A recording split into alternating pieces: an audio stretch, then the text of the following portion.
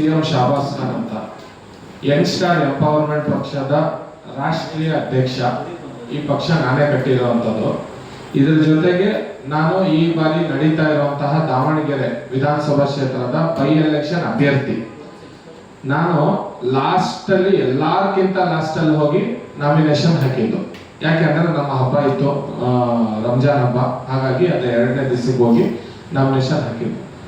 Nomination ಹಾಕಿದಾಗ್ಲಿಂದನೂ ಕೂಡ ನಾನು ನೋಡ್ತಾ ಇರುವಂತದ್ದು ಅಲ್ಲಿ ಭ್ರಷ್ಟಾಚಾರ, ಜಗಳ, ಯಾರಿಗೆ ಸೀಟ್ ಸಿಗುತ್ತೆ, ಯಾವುದೇ ಅಭ್ಯರ್ಥಿಯಲ್ಲಿ ಯಾರೇ ಓಟ್ ಪಡ್ಕೊಳಕ್ ಬಂದಿರೋರು ನಾವು ಇಂತಹ ಕೆಲಸ ಮಾಡ್ಕೊಡ್ತೀವಿ, ನಮ್ ಎಲಿಜಿಬಿಲಿಟಿ ಇಷ್ಟಿದೆ, ಒಂದ್ MLA ಆದ್ರೆ ಈ ತರ ಮಾಡಬಹುದು, ಒಂದ್ MLA ಗೆದ್ರೆ ನಿಮ್ ಜನಗಳಿಗೆ ಈ ತರ ಅನುಕೂಲ ಆಗುತ್ತೆ ಅನ್ನೋರು ಯಾರು ಇಲ್ಲ ಅಲ್ಲಿ. ಅವ್ರು ಬಂದು ಒಂದ್ ಪಕ್ಷದವರು ನಮ್ಮ ಮುಸಲ್ಮಾನರ ಓಟು ನಮಗ್ ಬೇಕು ಅಂತಾರೆ, ಇನ್ನೊಂದ್ ಪಕ್ಷದವ್ರು ಬಂದ್ಬಿಟ್ಟು ಆ ಹಿಂದೂಗಳ ಓಟು ನಮಗ್ ಬೇಕು ಅಂತಾರೆ. ಬಟ್ ಆ ಹಿಂದೂಗಳಿಗೆ ಆ ಮುಸಲ್ಮಾನರಿಗೆ ಏನ್ ಕೊಡ್ತೀವಿ ನಾವು ಅಂತ ಹೇಳಿ ಯಾರಿಗೂ ಏನು ಹೇಳ್ತಾ ಇಲ್ಲ ಅವರು. ಹಾಗಾಗಿ ನಾನು ಎಲೆಕ್ಷನ್ಗೆ ನಿಂತಾಗ ನಂದು ಒಂದು ಪ್ರಣಾಳಿಕೆ ಇದೆ. ನಾನೊಬ್ಬ ರಾಷ್ಟ್ರೀಯ ಅಧ್ಯಕ್ಷ ಅಂತ ಹೇಳಿದ್ರೆ ನಾನು ರಾಹುಲ್ ಗಾಂಧಿ ತರ ಅಲ್ಲ, ನನಗೂ ಹೈಕಮಾಂಡ್ ಇದೆ ಅಂತಲ್ಲ, ನಾನೇ ಹೈಕಮಾಂಡ್ ಈ ಪಕ್ಷಕ್ಕೆ. ನಾನು ನನ್ನ ಪಕ್ಷದ ಗ್ಯಾರಂಟಿಯನ್ನು ಘೋಷಣೆ ಮಾಡಿದ್ದೀನಿ. ಇವತ್ತಲ್ಲ, ಇವತ್ತಿನ 10 ವರ್ಷಕ್ಕೆ ನನ್ನ ಪಕ್ಷ ಬಂದ್ರು ಕೂಡ ನಾನು ಪ್ರತಿಯೊಬ್ಬರದ್ದು 10 ಲಕ್ಷ ರೂಪಾಯಿ ಸಾಲ ಮನ್ನಾ ಮಾಡಿಸ್ತೀನಿ. ಅದು ಹೆಂಗ್ ಮಾಡಿಸ್ತೀರಾ ಅಂತ ಹೇಳಿದ್ರೆ, ಕುಮಾರಸ್ವಾಮಿ ಹೆಂಗ್ ಮಾಡಿದ್ರು, ಸಿದ್ದರಾಮಯ್ಯ ಅವ್ರು ಹೆಂಗ್ ಮಾಡಿದ್ರು, ನಿರ್ಮಲಾ ಸೀತಾರಾಮನ್ ಅವ್ರು ಹೆಂಗ್ ಮಾಡಿದ್ರು. 12,770 ಕೋಟಿ ರೂಪಾಯಿ ಅದಾನಿದು ಸಾಲ ಮನ್ನಾ ಆಗಿದೆ. ಈ ಬಡವರದು ಸಾಲ ಮನ್ನಾ ಆಗಲ್ವಂತೆ. 2,500 ಕೋಟಿ ಪ್ರತಿ ವರ್ಷ ಈ ಸಿದ್ದರಾಮಯ್ಯ ಸರ್ಕಾರದಲ್ಲಿ ಸಾಲ ಮನ್ನಾ ಆಗ್ತಾ ಇದೆ. ನಾವು ಸಾಲ ಮನ್ನಾ ಮಾಡಕ್ ಆಗಲ್ವಂತೆ. 500ರಿಂದ 900 ಕೋಟಿ ರೂಪಾಯಿ ಒಬ್ಬ ಕ್ಷೇತ್ರಕ್ಕೆ ದುಡ್ಡು ಹಣ ಹೋಗುತ್ತೆ. ಅದ್ರಲ್ಲಿ ಒಂದು 200 ಕೋಟಿ ಒಬ್ಬೊಬ್ಬ MLA ಸಾಲ ಮನ್ನಾ ಮಾಡಿದ್ರು ಕೂಡ ಅವ್ರ ಸಾಲಗಳು ಮನ್ನಾ ಆಗುತ್ತೆ, ನೆಮ್ಮದಿಯಾಗಿ ಬದುಕಬಹುದು. ಈ ಸಾಲ ಮನ್ನಾ ಆಗಲ್ಲಂತೆ. ಯಾಕಂದ್ರೆ ನಾವು ಡೆಪ್ಟ್ ಫ್ರೀ ಇಂಡಿಯಾ ಅಂತ ಹೇಳಿ. ಈಗ ನಂದು ಸೀರಿಯಲ್ ನಂಬರ್ 10 ಸಿಲಿಂಡರ್ ಗುರುತು. ನಂದು ಒಂದೇ ಚಾಲೆಂಜ್, ನಾನು ಒಂದ್ಸತಿ MLA ಮಾಡಿದ್ರೆ ನಾನು 10 ಲಕ್ಷ ರೂಪಾಯಿ ಪ್ರತಿಯೊಬ್ಬರದು ಸಾಲ ಮನ್ನಾ ಮಾಡಿ ತೋರಿಸ್ತೀನಿ. ಪ್ರತಿ ಒಂದ್ ಮನೆಗೆ 10 ಸಿಲಿಂಡರ್ ಕೂಡ ಫ್ರೀ ಕೊಡ್ತೀನಿ ಅಂತ ಹೇಳಿದ್ವಿ.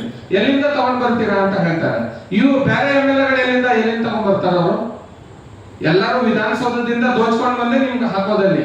ಅದ್ರಲ್ಲಿ ಒಬ್ಬ ಕಿಡಿಗೇಡಿ ಏನ್ ಮಾಡಿದಾನಂದ್ರೆ, ಇವ್ರು ಎಲ್ಲಾ ರೀತಿಯ ಷಡ್ಯಂತ್ರಗಳು ಮಾಡ್ತಾರೆ. ಒಂದ್ ಅಭ್ಯರ್ಥಿ ಅಂದ್ಮೇಲೆ ಈಗ ಎಲ್ಲಾರು ಕೂಡ ಒಂದೊಂದು ಗ್ಯಾರಂಟಿ ತಗೊಂಡ್ ಬರ್ತಾರೆ. ನಮ್ಗೆ ಇದ್ ನೋಡಿ ಓಟ್ ಹಾಕಿ, ಅದ್ ನೋಡಿ ಓಟ್ ಹಾಕಿ, ಒಬ್ಬನ್ ಕಲರ್ ನೋಡಿ ಓಟ್ ಹಾಕಿ, ಒಬ್ಬನ್ ಟೋಪಿ ನೋಡಿ ಓಟ್ ಹಾಕಿ ಅಂತ.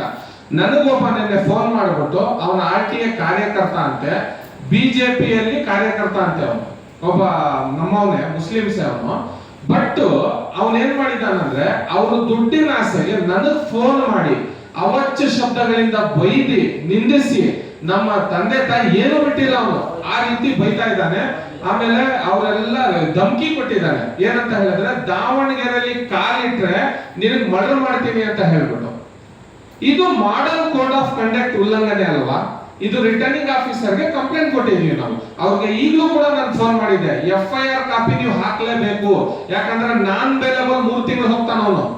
ಯಾರಿಗೂ ಕೂಡ ಅಭ್ಯರ್ಥಿ ಅಂತ ಹೇಳಿದ್ಮೇಲೆ ನಾನೇ ಅಂತಲ್ಲ, ಒಬ್ಬ ಇಂಡಿಪೆಂಡೆಂಟ್ ನಿಂತಿರೋಂಗೂ ಕೂಡ RO ಆಫೀಸಲ್ಲಿ ಮೀಟಿಂಗ್ ಕರೆದಾಗ ನಾವೆಲ್ಲರೂ ಹೋಗಿ ಕೂತ್ಕೋತೀವಿ. ಕೂತ್ಕೊಂಡಾಗ ಅವ್ರು ಏನ್ ಹೇಳ್ತಾರೆ ಅದನ್ನ ಕೇಳ್ಬೇಕು. ನಮಗ್ ಸುಪ್ರೀಂ ಯಾರು? Returning officer. ಅಲ್ಲಿನ SP ಅಲ್ಲ, ಅಲ್ಲಿನ DC ಅಲ್ಲ, ಅಲ್ಲಿನ ಕಮಿಷನರ್ ನಮಗಲ್ಲ ಸುಪ್ರೀಂ. ನಮಗ್ ಸುಪ್ರೀಂ ಇರೋದು ರಿಟರ್ನಿಂಗ್ ಆಫೀಸರ್ ಒಂದೇ. ರಿಟರ್ನಿಂಗ್ ಆಫೀಸರ್ಗೆ ಸುಪ್ರೀಂ ಯಾರು ಅಂತ ಹೇಳಿದ್ರೆ ಅಬ್ಸರ್ವರ್ ಒಂದೇ. ಅಬ್ಸರ್ವರ್ಗೂ ಫೋನ್ ಮಾಡಿದ್ದೀನಿ, ಅವ್ರಿಗೂ ಹೇಳಿದ್ದೀನಿ. ನಮ್ಮ ಏಜೆಂಟ್ ಹೋಗಿ ಅಲ್ಲಿ ಕಂಪ್ಲೇಂಟ್ ಮಾಡಿದ್ದಾರೆ. ನಾನು ಪಾದಯಾತ್ರೆ ಹೊರಟಿದ್ದೆ. ನಾವು ಎಲ್ಲಿಂದ, ಇಲ್ಲಿ ಮೆಜೆಸ್ಟಿಕ್ ಅಲ್ಲಿ ಒಂದು ದರ್ಗಾ ಇದೆ ನಮ್ದು, ತೋಕಲ್ ಮಸ್ತಾನ್ ದರ್ಗಾ ಅಂತ. ಆ ದರ್ಗಾದಿಂದ ನಾನು ನಡ್ಕೊಂಡು ಒಂದು ಹರಕೆ ಹೊತ್ಕೊಂಡು ಜೌಗಲ್ ಗಂಟ ನಡ್ಕೊಂಡು ಹೋಗಿದ್ದೀನಿ. ಅದು ನನ್ನ ವೈಯಕ್ತಿಕ. ಎಲೆಕ್ಷನ್ ಇದೆ ಅಂತ ನಡ್ಕೊಂಡು ಹೋಗಿರೋದಲ್ಲ, ಅದು ಎಲೆಕ್ಷನ್ ಅಲ್ಲಿ ಗೆಲ್ಲಿ ಅಂತ ನಡ್ಕೊಂಡು ಹೋಗಿರೋದಲ್ಲ. ಇಲ್ಲಿಂದ ಅಯ್ಯಪ್ಪ ಸ್ವಾಮಿ ಅವ್ರಿಗೂ ನಡ್ಕೊಂಡು ಹೋದ್ರು ಕೂಡ ದೇವರು ನಿಯತ್ ನೋಡ್ಬಿಟ್ಟೆ ಕೊಡೋದು, ನೀನ್ ಹಿಂದೂ ಆಗಿರ್ಲಿ ಮುಸ್ಲಿಮ್ಸ್ ಆಗಿರ್ಲಿ. ಬಟ್ ನನ್ನ ಹರಕೆನ ತಗೊಂಡು ಅವರು ಈ ಜನಗಳ, ಯಾಕಂದ್ರೆ ಅಲ್ಲಿ ಸುನ್ನಿ ಮುಸ್ಲಿಮ್ಸ್ ಅನ್ನೋದು 92,000 ಜನ ಇದ್ದಾರೆ ಇಲ್ಲಿ ದಾವಣಗೆರೆ. ಅವರೆಲ್ಲ ಓಟ್ ಹಾಕಿ ನನ್ನ ಗೆಲ್ಲಿಸ್ತಾರ ಅಂತ ಹೇಳಿ ಒಂದೊಂದು ಓಟಿಗೆ 7,000 ರೂಪಾಯಿ ಕೊಡ್ತಾ ಇದ್ದಾರೆ. ಒಂದು ಓಟಿಗೆ 7,000 ರೂಪಾಯಿ. ಈ ಕುಕ್ಕರ್ ನಿಕ್ಕರ್ ಕೊಟ್ಬಿಟ್ಟು ಓಟನ್ನ ಮಾರ್ಕೊಂಡು ನಾನು ಚಾಲೆಂಜ್ ಮಾಡಿದ್ದೀನಿ. ನಾನು ನಮ್ಮ ದೇವರು ಕುರಾನ್ ಮೇಲೆ ಪ್ರಮಾಣ ಮಾಡಿ ಹೇಳಿದ್ದೀನಿ. ನಾನು ಗೆದ್ರೆ ಈ ಕೆಲಸ ಮಾಡ್ಕೊಡ್ತೀನಿ.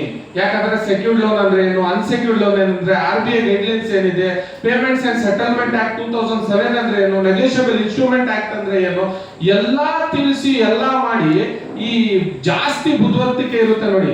ಈಗ ನೀವೆಲ್ಲ ಪತ್ರಕರ್ತರು, ನೀವು ಪ್ರಶ್ನೆ ಮಾಡೋದ್ರಲ್ಲಿ ಒಂದು ದಮ್ಮಿ ಇರುತ್ತೆ, ಒಂದು ತಾಕತ್ ಇರುತ್ತೆ, ಒಂದು ಸಮಾಜಕ್ಕೆ ಒಂದು ಉತ್ತರ ಹೋಗುತ್ತೆ. ಅದಕ್ಕೆ ಯಾರೋ ರೋಡಲ್ಲಿ ಹೋಗೋರು 500 ರೂಪಾಯಿ 600 ರೂಪಾಯಿಗೆ ಅವ್ನು ಓಟ್ ಮಾಡ್ಕೊಳ್ಳೋನು, ಇವನು ಯಾರ್ದೋ ಕಂಪನಿ ಯಾವ್ದೋ ಪಕ್ಷದ ಬಾವುಟ ಹಿಡ್ಕೊಂಡು ಓಡಾಡೋನು ಈ ತರ ಫೋನ್ ಮಾಡಿ ನನಗೆ ಧಮಕಿ ಕೊಟ್ಟಿದ್ದಾನಂದ್ರೆ ಇದು ಪೀಸ್ಫುಲ್ ಎಲೆಕ್ಷನ್? ನಾನು ನಿಮಗೆ ಕೇಳೋದು, ಇದು ಪೀಸ್ಫುಲ್ ಎಲೆಕ್ಷನ್? ಇದು ಈ ನಡೀತಾ ಇದೆಯಲ್ಲ, ಇದು ರೌಡಿಸಮ್ ಎಲೆಕ್ಷನ್ ಅಂತಾರೆ. ಇದಕ್ಕೆ ಪೀಸ್ಫುಲ್ ಎಲೆಕ್ಷನ್ ಅಂತ ಹೇಳಕ್ ಸಾಧ್ಯ ಇಲ್ಲ. ಅದು ದಾವಣಗೆರೆಯಲ್ಲಿ ನಡೀತಾ ಇರುವಂತದ್ದು. ಅವನು ಯಾರೋ ಪೈಲ್ವಾನ್ ಬಂದ, ಅವನಿಗೆ ತಗೊಂಡು ದೊಡ್ಡದಾಗಿ ಇದು ಮಾಡಿದ್ರು. ಲಾಸ್ಟ್ ಅವನು ದೇವ್ರು ಬಂದ್ರು ನಾನು ಚೇಂಜ್ ಆಗಲ್ಲ ಅಂತ ಹೇಳ್ಬಿಡ, ದೇವ್ರು ಬರೋಕ್ಕಿಂತ ಮುಂಚೆನೆ ಅವ್ನು ಚೇಂಜ್ ಆಗ್ಬಿಟ್ಟ. ಎಲ್ಲಿ ದೇವ್ರು ಕೆಳಗಡೆ ಇಳಿದ್ ಬಿಡ್ತಾನೋ ಅಂತ ಹೇಳಿ ಈ ತರ ಸಾವಿರಾರು ಜನಗಳಿಗೆ ನೋಡಿ. ಮುಸ್ಲಿಮ್ಸ್ ಅಂತ ಮತ ಜಾಸ್ತಿ ಇದೆ ಅಂತಾನಲ್ಲ, ಹಿಂದೂಗಳಂತಾನಲ್ಲ, ಇದು ಅಖಂಡ ಭಾರತಕ್ಕೆ ನಿರ್ಮಾಣ ಮಾಡಿರುವಂತದ್ದು. ಇದು ಆಚಾರ್ಯ ಚಾಣಕ್ಯ ಕಟ್ಟಿರುವಂತ ಬಾಬಾ ಸಾಹೇಬ್ ಭೀಮ್ರಾವ್ ಅಂಬೇಡ್ಕರ್ ಐಡಿಯಾಲಜಿ ಮೇಲೆ ನಡೆಯುವಂತ ದೇಶ ಇದು ನಮ್ದು.